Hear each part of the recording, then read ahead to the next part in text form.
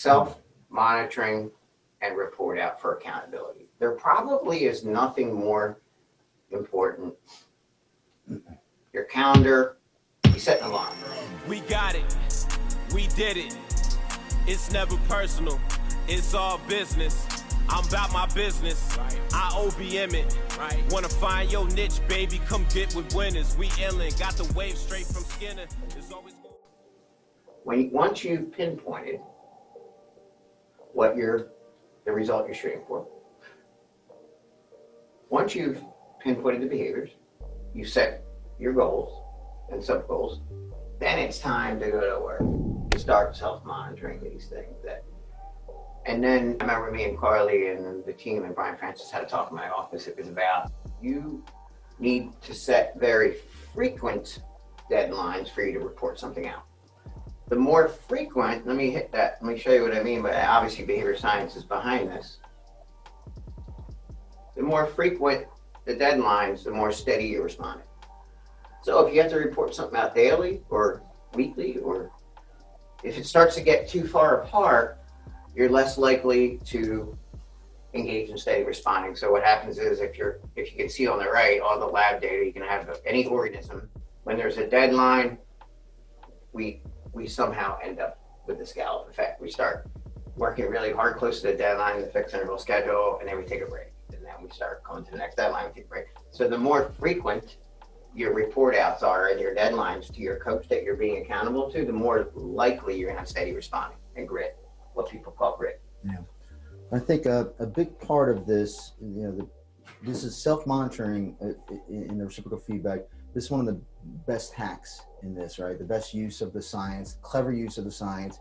And when you self-monitor, because a lot of people, again, you might pinpoint the right result in the behavior along the way, but then you're never moving that direction. And people tend to be poor observers of the behavior, the impact of the behavior environment, impact of the environment of the behavior.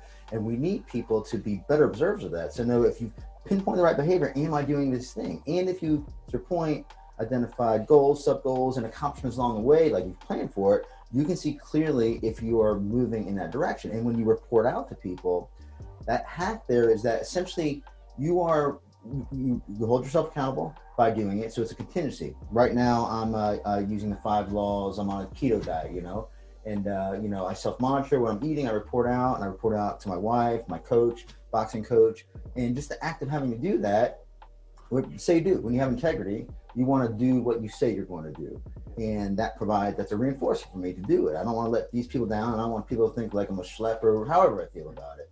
But my wife is actually also on a similar diet, and when she was self-monitoring, reporting out, I found out that the food that she was eating wasn't on the diet and would have thrown her off. So had she not self-monitored and report out, didn't give me the opportunity to provide her the feedback to shape it up. It did.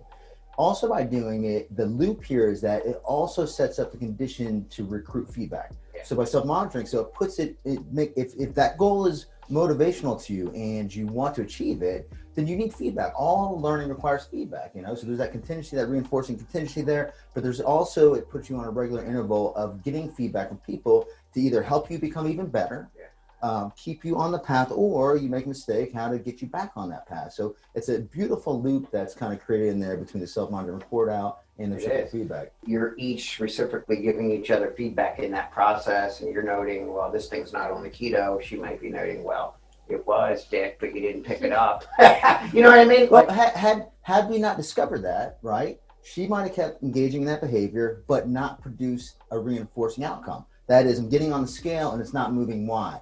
I need to know precisely what it was that she was eating in order to do that. Had she not self-monitored and reported out, that would have never happened. And we all know in the early stages of habit development, you need lots of reinforcement early and often, right? As we shape some stuff up. And so that stuff can end up being fading out a long time. We talk about that all the time. That's why the initial part, by using the principles appropriately, you're gonna have very frequent report outs with frequent feedback. Successful approximation is